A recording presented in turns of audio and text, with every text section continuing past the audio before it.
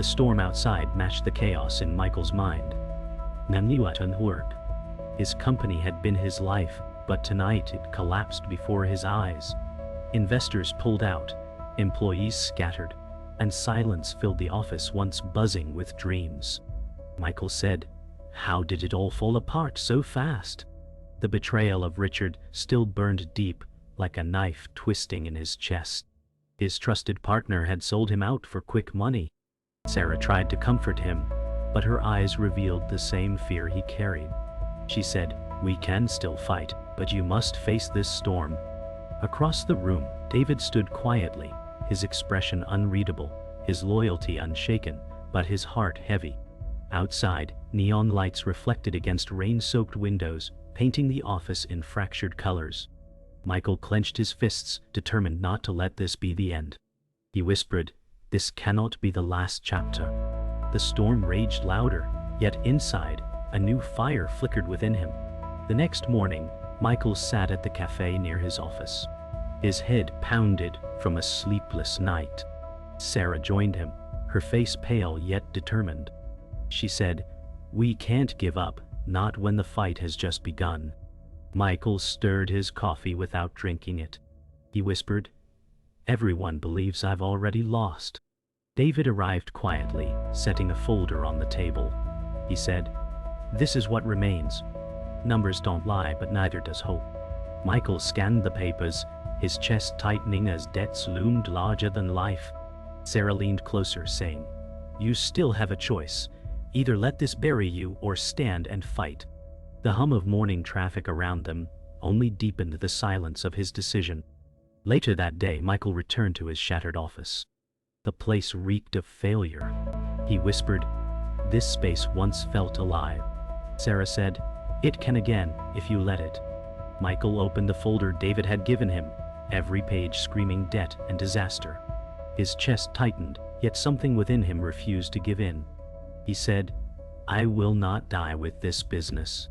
David stood by the window, gazing at storm clouds breaking into faint sunlight.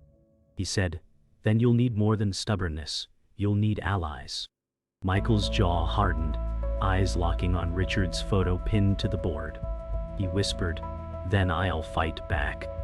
That evening, Michael met Sarah and David in a quiet restaurant. Candlelight flickered against their tense faces. Michael said, "We need to face Richard, even if it breaks us." Sarah whispered, "His betrayal cut deep, but so can truth." David slid a laptop across the table, revealing documents linking Richard to a rival corporation. He said, "This proves everything." Michael clenched his fists. He whispered, "Then tomorrow the war begins." Around them, laughter of other diners felt distant, unreal, as if they sat in another world entirely. Back in his apartment, Michael stood before the mirror.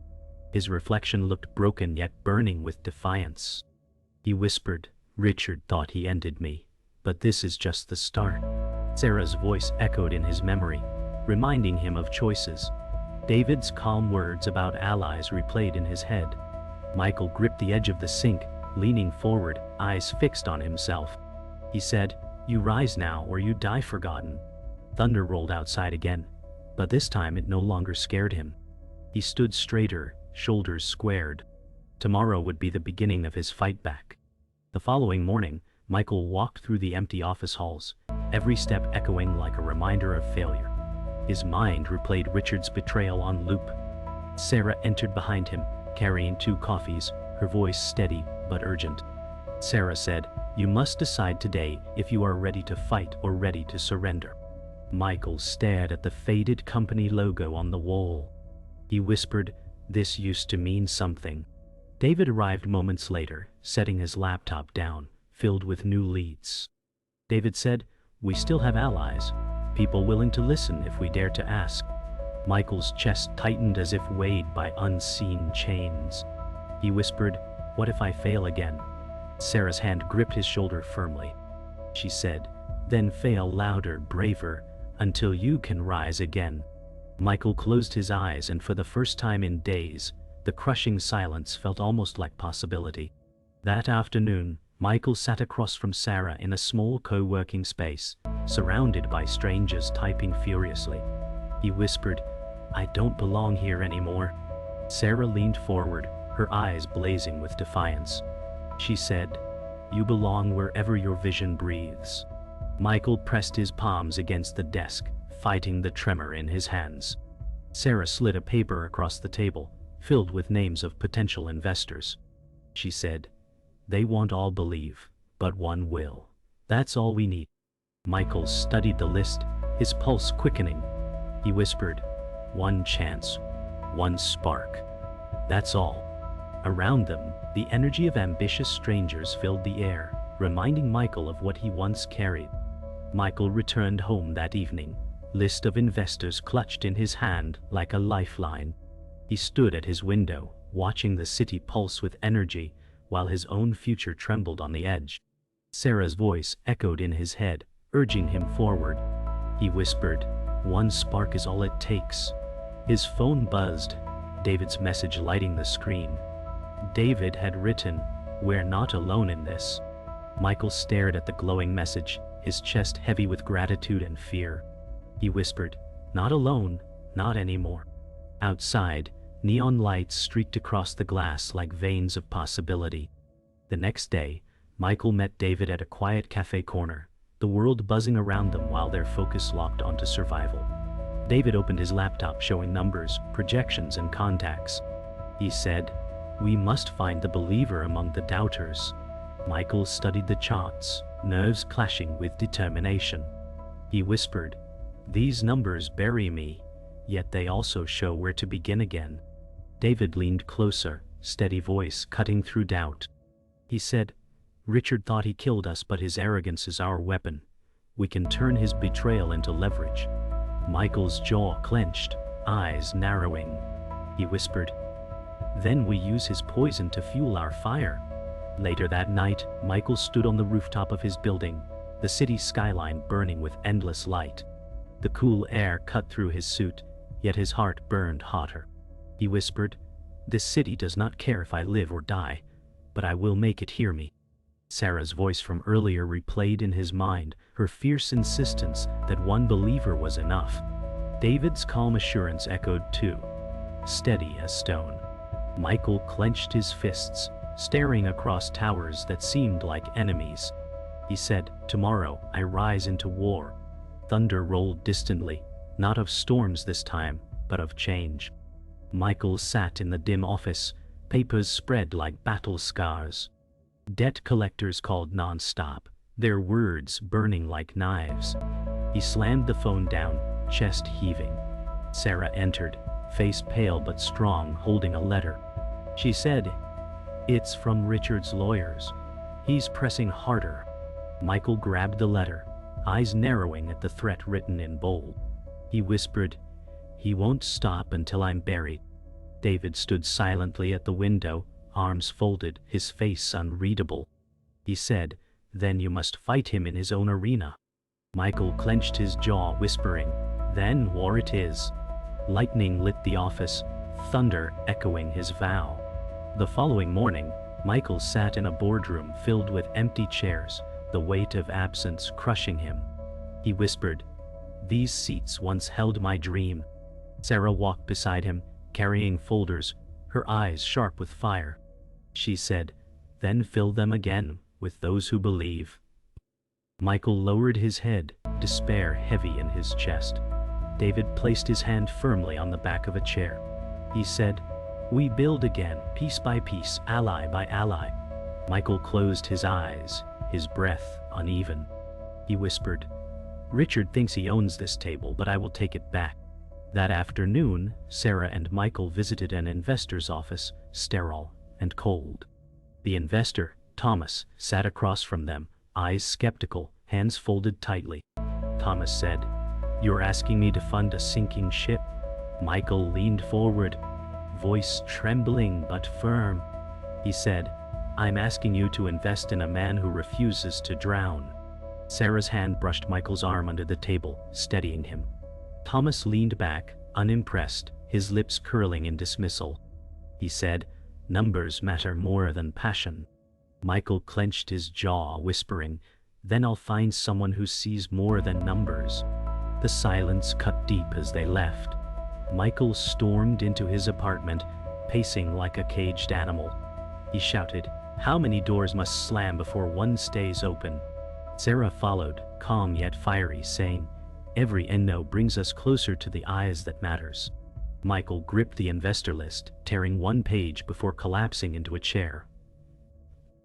David entered quietly, setting a flash drive on the table.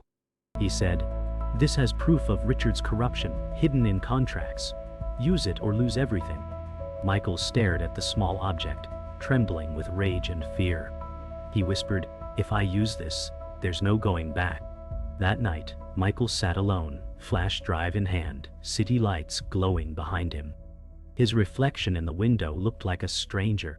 He whispered, "Richard destroyed me, but maybe this can destroy him." The weight of the choice pressed harder than debt ever had. He closed his eyes, Sarah's fierce words echoing, "Fail louder, braver." David's calm reminder lingered, "Alleys are waiting." Michael tightened his grip, breathing slow and heavy. He whispered, "Tomorrow, I strike." Outside, thunder rumbled, not as fear but as a drumbeat of war. The morning sun cast a cruel brightness on Michael's desk as he inserted the flash drive David had given him. Files opened one after another, revealing contracts and secret payments. His pulse thundered in his ears. He whispered, "Richard sold me out for millions." Sarah leaned over his shoulder, her hand trembling as she pointed at Richard's name signed boldly on a rival's agreement. She said, "He was planning this long before you saw it coming." Michael slammed the desk with his fist. He shouted, "He built this betrayal with my trust." David stood grimly behind them. He said, "Now you know the truth, use it." The office felt colder than any storm before. That evening, Michael confronted Richard in his penthouse office, glass walls glowing with city lights. Richard leaned back in his chair, smirking like a man untouchable. Michael said, "You bled me dry, but I found your trail." Richard laughed coldly, his voice dripping arrogance. He said, "You were naive, and I was clever. That's all." Michael slammed the folder on Richard's desk, contracts spilling. Richard glanced at them, unfazed, then leaned closer. He whispered, "Even if you expose me, no one will believe you. Power is mine." Michael's chest heaved, fury building. He whispered, "Then I'll burn your empire with truth." Richard rose from his chair, circling Michael like a predator. He said, "Truth means nothing without power, and you lost both." Michael stood his ground, fists trembling. He whispered, "I lost money, not my will." Richard smirked, stepping closer, lowering his voice. He said, "Even Sarah doubts you. She called me weeks ago questioning your sanity." Michael's chest froze, disbelief tearing through him. He whispered, "You lie." Richard leaned in, whispering, "Ask her yourself." Rage, doubt, and pain collided inside Michael, his heart cracking in silence. Back in his apartment, Michael confronted Sarah with Richard's words still burning. He said, "Did you call him? Did you doubt me?" Sarah's face flushed with anger and pain. She said, "I called him only once when you stopped sleeping, when you nearly collapsed at the office. I thought I'd lose you, Michael." His chest tightened, torn between betrayal and her desperate truth. He whispered, "Even your fear became his weapon." Sarah's eyes glistened with tears. She said, "I never doubted your dream. I only feared losing the man behind it." Silence drowned the room, heavy as grief. Michael stood on his balcony that night, city stretching endless before him, his heart heavier than stone. Betrayal had surrounded him, yet fire still burned inside. He whispered, "Richard thinks power shields him, but truth is louder." Sarah stepped beside him, voice soft but firm. She said, "Then let's make them hear it." David joined quietly, standing at Michael's other side. He said, "The files are your weapon. Use them before he strikes again." Michael clenched the railing, breath sharp. He whispered, "Tomorrow, the war is no longer private. Tomorrow, the world will know." The boardroom was filled again, but this time with investors, journalists, and industry voices. Michael stood at the head of the table, Richard opposite him, smug and untouchable. Michael's voice cracked but rose strong. He said, "You built lies on my trust. Now I will burn those lies with truth." Richard smirked, leaning casually against the table. He said, "You're desperate and desperation never wins." Sarah sat nearby, eyes blazing, whispering, "Stand tall, Michael." David prepared the files, his face carved in stone. Michael spread the contracts across the table, signatures and secret payments revealed for all. Gasps filled the room. Michael whispered, "Now everyone sees what I lost." The silence was sharp, waiting for the fall or the rise. Richard laughed, his voice echoing across the tense silence. He said, "So you found my trail. Do you think that matters? Power isn't about truth, it's about who controls the story." Michael clenched the table's edge, his knuckles white. He whispered, "Then today I take control." Sarah leaned forward, fierce fire in her voice. She said, "The truth speaks louder when shouted by the betrayed." David clicked the projector, displaying hidden payments, emails, and betrayal uncovered. Richard's smirk faltered, his jaw tightening. Michael said, "This is no longer my war alone. It belongs to everyone you deceive." Cameras flashed as journalists scribbled furiously. The room erupted, voices clashing like thunder. Investors shouted, journalists demanded answers, and cameras clicked endlessly. Richard raised his voice above them. He shouted, "You think this destroys me? I built this empire." Michael stared directly at him, calm within chaos. He whispered, "Empires built on betrayal crumble faster than trusts rebuilt."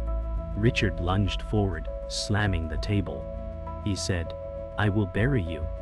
Michael stood taller, his voice steady and sharp. He said, "No, Richard, you buried yourself when you chose greed over loyalty." The room froze, hanging on his words. Security entered the boardroom, tension rising higher. Journalists shouted questions, flashes burned like lightning. Richard stepped back, face pale, sweat shining under neon glow. He shouted, "You'll regret this, Michael." Michael's voice cut clean through the noise. "Nip," he said, "I already regret trusting you. But today, regret ends." Sarah rose to her feet, standing beside Michael, her eyes filled with fire. David closed the laptop with finality, nodding at Michael with unshakable calm. Michael whispered, "This is the death of betrayal and the birth of my fight." The world around them roared, but Michael's heart finally steadied.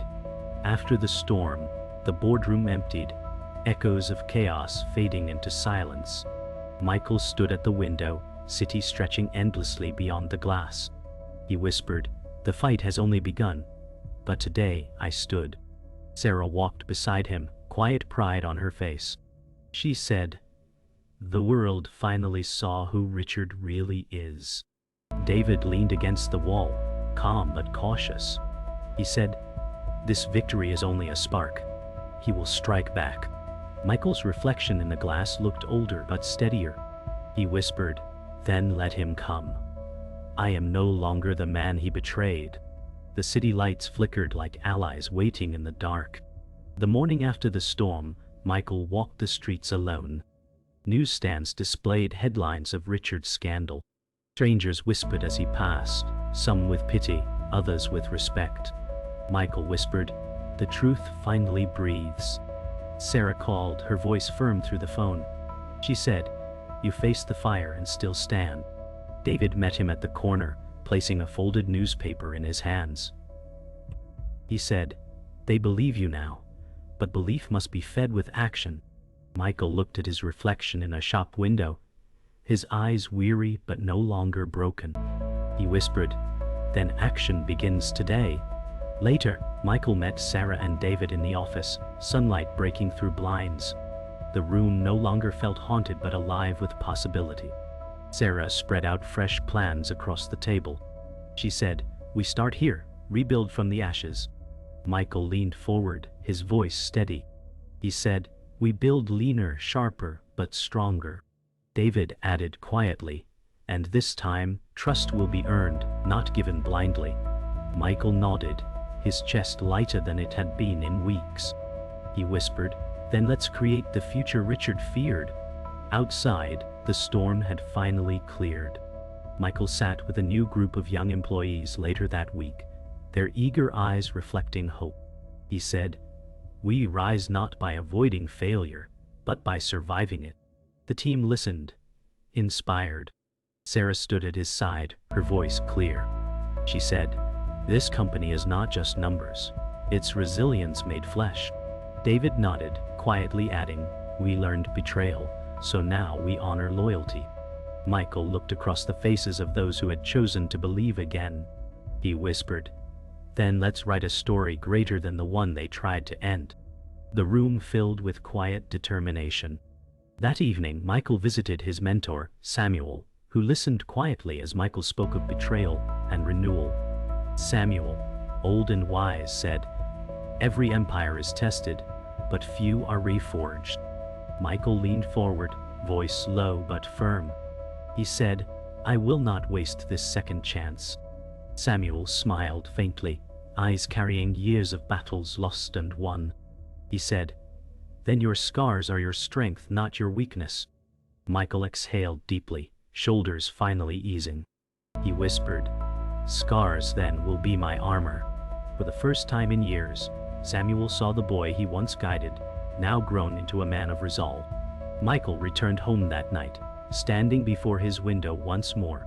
The city lights stretched wide, no longer enemies but companions. Sarah's voice echoed in memory, "We rebuild from ashes." David's words carried too, "Trust must be earned." Samuel's wisdom pressed deepest, "Scars are strength." Michael's reflection in the glass was no longer broken. He whispered, "Then let my scars tell the world I lived, I fought, I rose." The city below pulsed with endless possibility, and Michael knew the fight had changed him forever. The city buzzed with Michael's story. News screens on buildings flashed his name, headlines declaring Richard's downfall and a company reborn. Michael walked through the crowd, strangers nodding, some whispering words of support. He whispered, "They finally see me." Sarah walked beside him, her voice steady. She said, "They don't just see you, they believe in you." David followed closely, expression calm but proud. He said, "Belief is the seed, now you must grow it." Michael's chest filled with something stronger than relief, purpose. He whispered, "Then let's build something they'll never forget." Later, Michael stood in front of a packed auditorium, lights glaring, cameras waiting. He said, "I was broken, betrayed, left for dead, but I rose because I refused silence." Sarah watched from the side, tears shining in her eyes. David sat near the front row, nodding slowly, his pride hidden in quiet strength. The audience leaned forward, silence gripping them. Michael continued, "Failure carved me, but scars are proof of survival. And survival is power." Applause erupted, thundering like the storm that once broke him. He whispered under his breath, "This storm now carries me." That night, Richard watched the broadcast from a dimly lit bar, his empire shattered. His glass shook in his hand, face pale, smirk gone. He muttered, "He turned them all against me." Around him, whispers grew louder, once loyal allies now avoiding his gaze. Richard slammed the glass down, rage and despair battling in his eyes. He shouted, "This isn't over." But deep within, he knew the empire he built had crumbled. Michael's voice on the screen echoed like a haunting truth. "Scars are survival."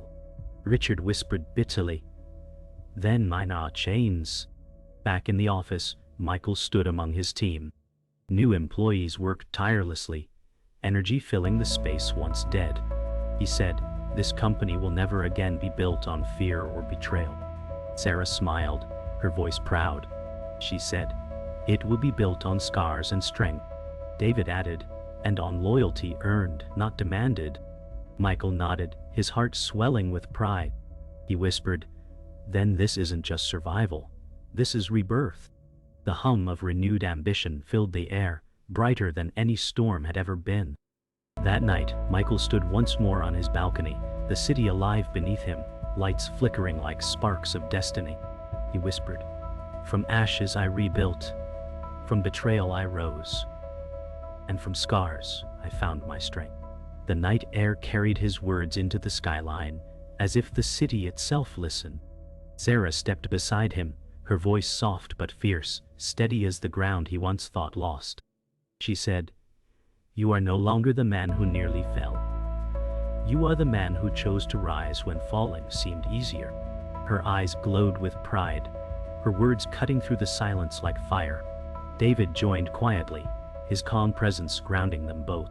His steady tone carried certainty, heavy as iron. He said, "You are the man who proved storms can forge steel, who turned pain into power." Michael closed his eyes, inhaling the city air as though breathing in victory itself. The noise of the world below rose like thunder, no longer mocking, but echoing his triumph. His heart beat steady, no longer fractured, no longer weak. He whispered, "Then let the world remember me not for what I lost, but for how I rose, scarred yet unbroken."